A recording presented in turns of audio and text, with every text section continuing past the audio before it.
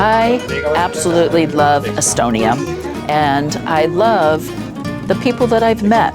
They have been so welcoming, and they are interested in me and my life just as I'm interested in theirs. And so I feel like the camp has brought us together to share something in common, which is our love for Jesus. See on minu 4. ameeriklaste laager ja iga laager on olnud erinev.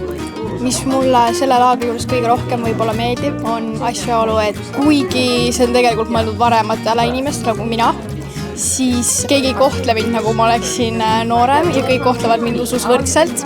Minu jaoks on väga huvitav kogemus olla ühes laagris koos oma tütrega, et see kindlasti ka lähendab meid ja väga hea on ka see, et inimesed päriselt saavad siin jagada oma lugusid ja ma kuidagi näen, et Jumal väga palju puhastab, tervendab läbi selle aja, mis meil on nendes väikegruppides.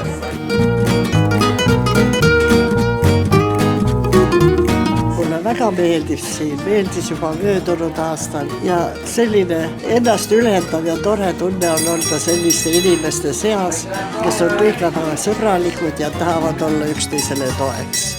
Kuulates nende inimeste kogemusi ja lugusid, olen teada saanud seda, et selleks, et juhtuksid imed, ei pea tegema muud kui tavalisi asju imeliselt hästi.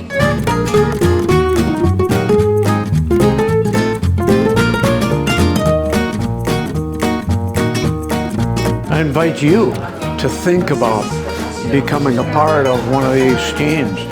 Wow, you find out what it is that makes us so full of joy.